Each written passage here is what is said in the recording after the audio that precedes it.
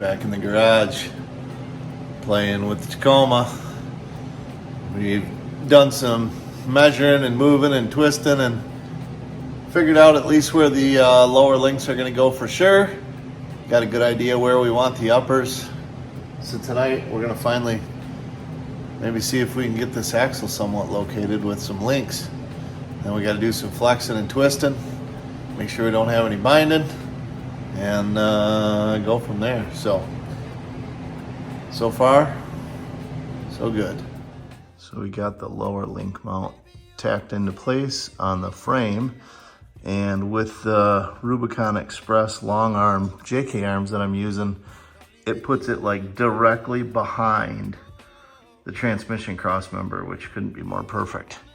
And the axle's like 3/4 of an inch from full absolute maximum up travel, and that's going to clear that cross member perfectly, which is awesome.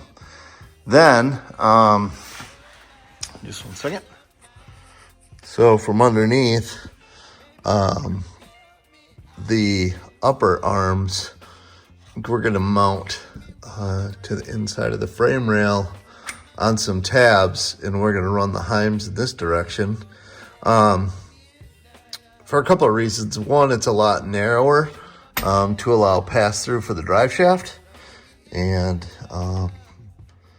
actually that's kind of the main and only reason. But so we do that. That'll give us should be plenty of travel. I'm not even sure we'll be able to utilize all that up travel anyway, but we're gonna try. I want to keep the ride height as low as possible, so this looked like the best case scenario. But I need to cut down my link tabs, mounting tabs. I just bought some universal tabs from Off-Road Anonymous, and they are just a little bit too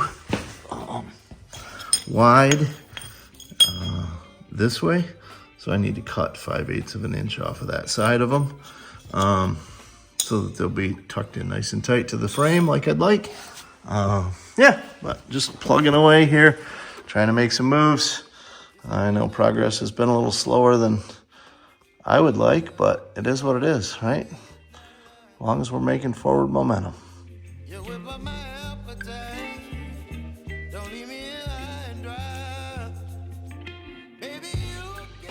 So I picked up some of these Off-Road Anonymous quick alignment checkers here.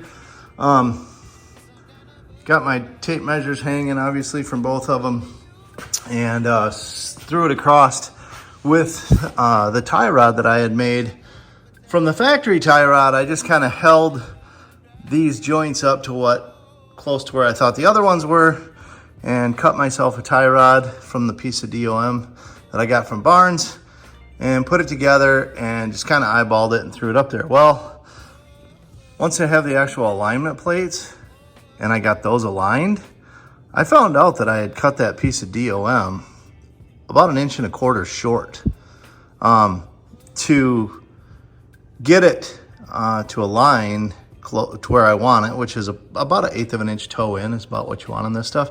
I found out that I was only on by like 10 or 12 threads at the end of the tie rod, which I was not comfortable with. So thankfully I hadn't cut the drag link yet, because the drag link is going to be significantly shorter. So I was able to take the other piece of DOM they sent and cut it the 1.25 inches longer, put it back together, got my alignment set where I want it, which is again just about 1/8 of an inch toed in. And now I'm going to make sure the axle is centered side to side underneath the truck. So the axle is sitting at ride height. The frame is close to where I want it. I actually want the truck to sit up a little bit more than where it is right now to get the travel that I want. But I'm gonna cut it a fuzz long, but now I should be able to cut the drag link again a fuzz long.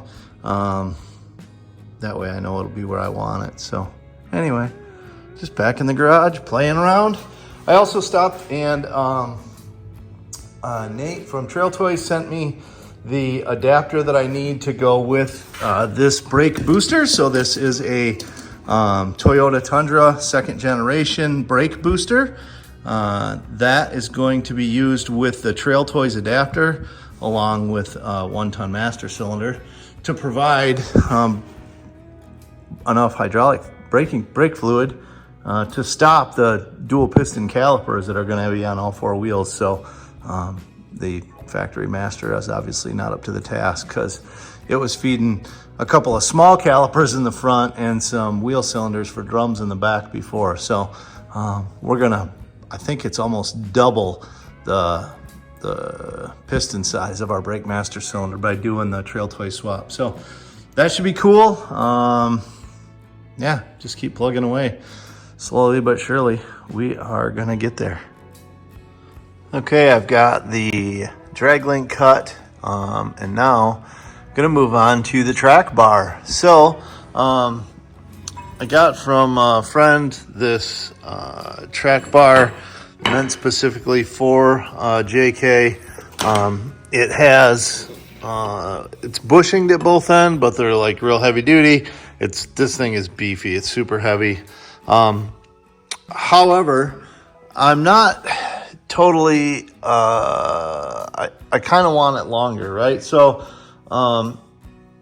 the ideal situation would be that your tie rod or drag link and your track bar are parallel at ride height and as close to the same length as possible. And you can see from the mounting location for the stock JK track bar, it's not even close to long enough. Not that I'm going to get it exactly the same length, but I think I can get it a lot closer than that. So I'm going to cut that bracket off.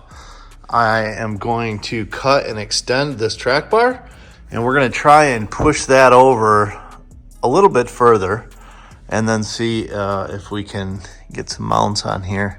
I mean, the ideal goal is that this thing will go down the road nice and anybody could jump in it and drive it, and it's not going to be a handful. So we're going to try and do what it takes to make that happen.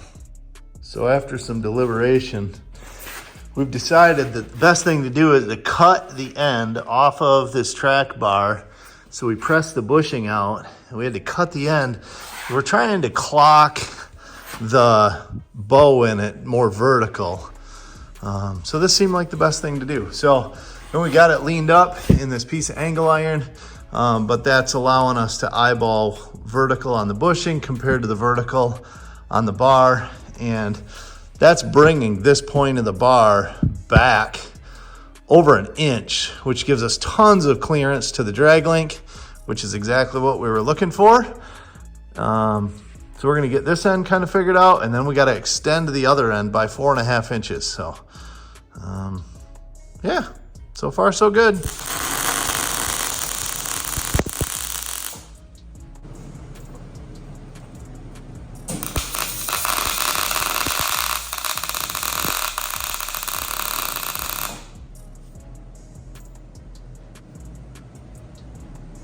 I think that'll do it. I like it. I like it a lot. All right.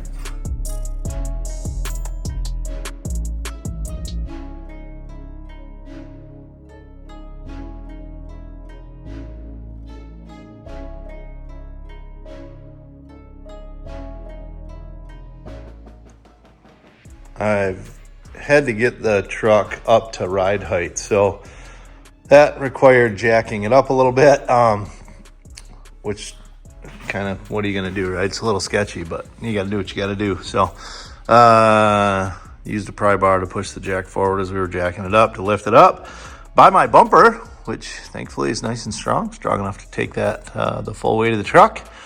Got it up, able to put that chunk of 4x4 across there, and then lower the jack stands a little bit to make up the difference. But that got us where we need to be. Now you can see I have that track bar bracket kind of just tentatively tacked into place at the other end, kind of where I think it might need to go. And then this end is just kind of sitting here. Gonna build a bracket, a stanchion here, so that we can get those mounts where they need to be to kind of hopefully get them parallel and lined up, so this thing will drive down the road nice. So the track bar, we'll see if we can kind of finalize its location, and then maybe cycle the suspension, make sure that everything's gonna clear and do what we need it to do, and we can start figuring out coil mounting buckets and stuff. So far so good.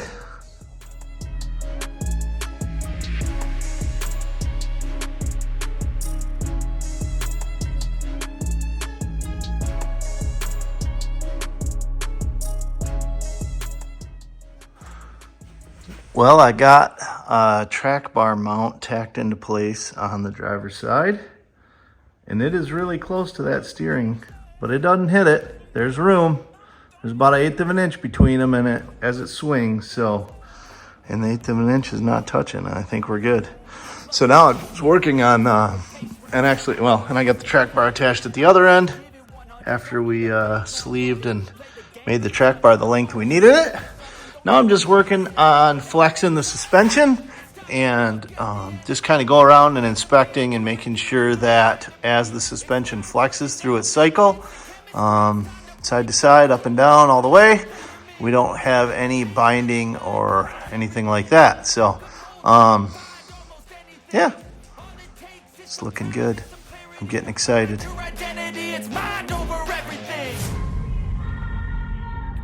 And so with it jacked all the way up, this would be my maximum up travel spot or very close to it. You can see that my track bar and steering drag link are very close, as well as the oil pan is very close to that truss. So yeah, all in all, it can cycle without bind. This front suspension right now is cycling about 12.5 inches of travel.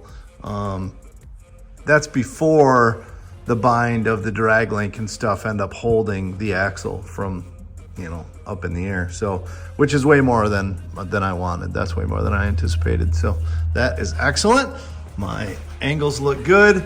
I don't see much deflection at all in the steering as the suspension goes up and down, which is excellent. That's awesome. That means we should have a very good driving vehicle with minimal bump steer, if any.